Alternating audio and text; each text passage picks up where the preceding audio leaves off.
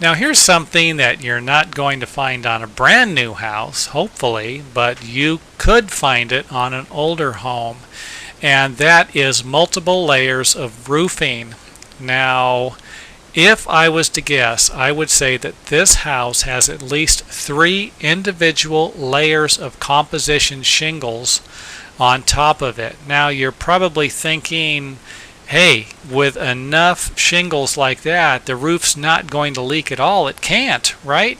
You're probably right, and that's a good point, I've got to say there, but the problem is the amount of weight that is added to the original roof, and sometimes these roofs aren't designed to take this much weight. So that's the biggest problem.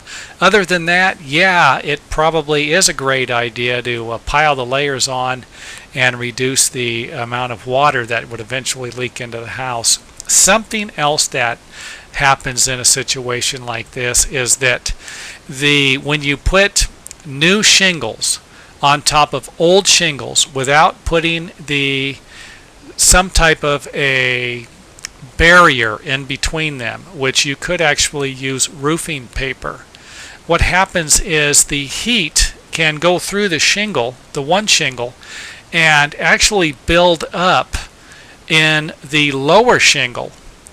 And I don't know exactly how the process works. I don't want to get carried away here with some type of a scientific explanation. It was explained to me by a roofing company one time, and it made a lot of sense. And the reason why I say it makes a lot of sense is because I've seen homes with multiple layers of roofs have this problem. What'll actually happen to the shingle is it'll start to separate from itself. You'll start to lose the top layer of granules, and it'll actually fall apart. Here's a good example of what I'm talking about. This roof here has at least one additional layer, and you can actually see that the shingles have separated completely from the lower layer of shingles, or the first layer of shingles. So it isn't a good thing, and I'm not about to suggest that something like this is going to happen every single time, because it doesn't. But when it does happen, you're kind of SOL, and it's not a good thing.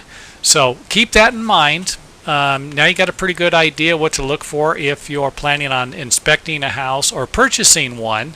Always take a look at the roof. The roof protects the rest of the house, and it is very important what kind of condition it's actually in.